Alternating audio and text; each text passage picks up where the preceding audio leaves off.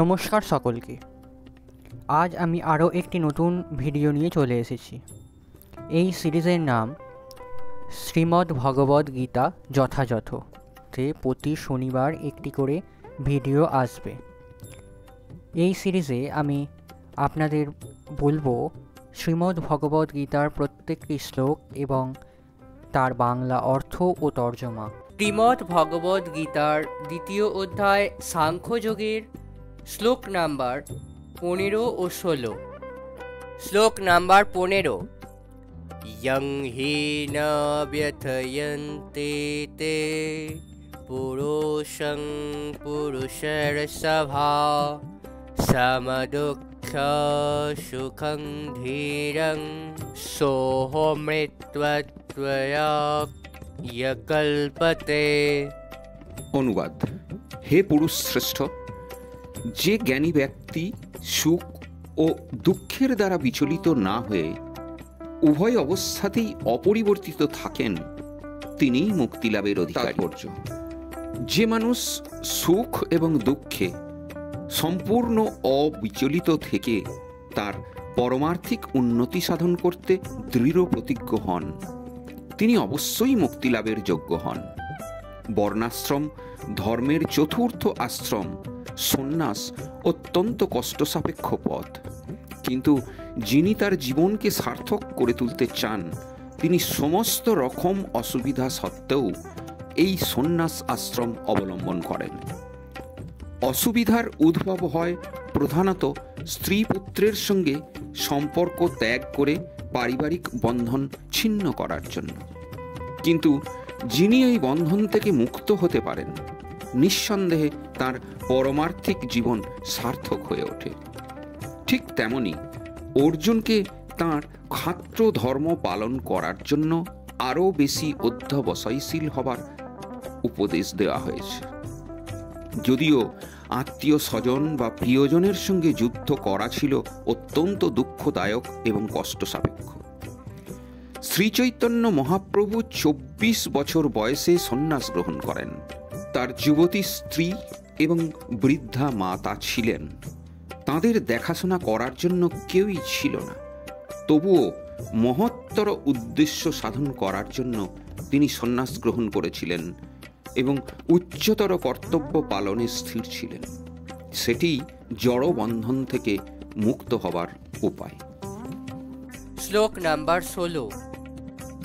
ন সতো বিদ্যতে ভাবো না ভাবো বিদ্যতে শতঃ উভয়রপি দৃষ্ট্বান্তস তন্যোস্তত্যদর্শিভিঃ।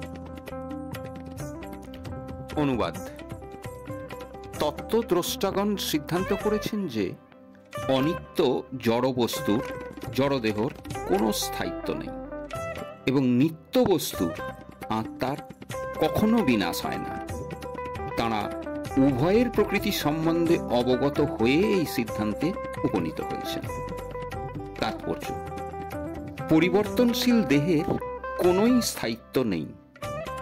আধুনিক চিকিৎসা বিজ্ঞানও প্রতিপন্ন করে যে বিভিন্ন জীবকোষের ক্রিয়া ও প্রতিক্রিয়ার ফলে প্রতি মুহূর্তে জীবদেহের পরিবর্তন হচ্ছে, আর তাই দেহ বিকশিত হয় এবং অবশেষে বৃদ্ধ অবস্থায় উপনীত হয়। কিন্তু দেহ ও মনের সব রকম পরিবর্তন হওয়া সত্ত্বেও আত্মা নিরন্তর অপরিবর্তিত থাকে। জড়দেহ ও সনাতন আত্মার মধ্যে এটাই হচ্ছে পার্থক্য। প্রকৃতিগতভাবে দেহ সর্বদা পরিবর্তনশীল, আর আত্মা হচ্ছে শাশ্বত সনাতন। অজ্ঞানের দ্বারা মোহচ্ছন্ন বদ্ধ জীবের প্রতি ভগবান শ্রীকৃষ্ণের এটাই সর্বপ্রথম উপদেশ। জীব ভগবানের অবিচ্ছেদ্য অংশ, তাই সে ভগবানের নিত্য দাস। এই জ্ঞান উপলব্ধি করা হলেই অজ্ঞানতার আবরণ উন্মোচিত হয় এবং তখন ভগবানের সঙ্গে জীবের উপাস্য আর উপাসকের সম্পর্কের পুনঃপ্রতিষ্ঠা হয়ে থাকে। আত্মবিশ্লেষণের মাধ্যমে পরম তত্ত্বের প্রকৃতি সম্বন্ধে অবগত হওয়া যায়। পূর্ণের সঙ্গে অংশের যে সম্পর্ক, ভগবানের সঙ্গে জীবেরও সেই সম্পর্ক। ভগবান পূর্ণ আর জীব তার অংশ। বেদান্ত সূত্র ও শ্রীমদ্ ভাগবতে বলা হয়েছে, ভগবান সব কিছুরই উৎস, সব কিছুই উদ্ভূত হয়েছে ভগবানের থেকে।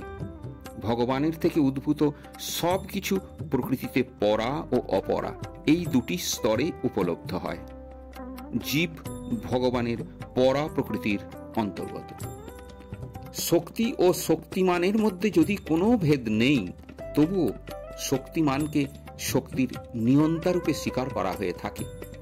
পরমেশ্বর ভগবান শক্তিমান এবং শক্তি বা প্রকৃতি সর্ব অবস্থাতেই তাঁর নিয়ন্ত্রণাধীন। তাই প্রভু ও ভৃত্য অথবা গুরু ও শিষ্যের সম্পর্কের মতো জীবসমূহ সর্বদাই পরমেশ্বর ভগবানের অধীন। অজ্ঞানীর অন্ধকারে আচ্ছন্ন থাকলে এই স্বচ্ছ জ্ঞান উপলব্ধি করা সম্ভব নয়। ভগবান তাই অজ্ঞানান্ধকার দূরীভূত করে সর্বকালের সমগ্র জীবকুলকে জ্ঞানের আলোকে উদ্ভাসিত করার জন্য এই ভগবদ গীতার শিক্ষা দান করেছেন। আজ এই পর্যন্তই। ভিডিওটা কেমন লাগলো অবশ্যই কমেন্ট করে জানাবেন। ভিডিওটা ভালো লাগলে চ্যানেলটা সাবস্ক্রাইব করবেন, পাশে থাকা বেল আইকনটি প্রেস করে দেবেন, লাইক, কমেন্ট এবং শেয়ার করবেন। সম্পূর্ণ ভিডিওটি দেখার জন্য অসংখ্য ধন্যবাদ।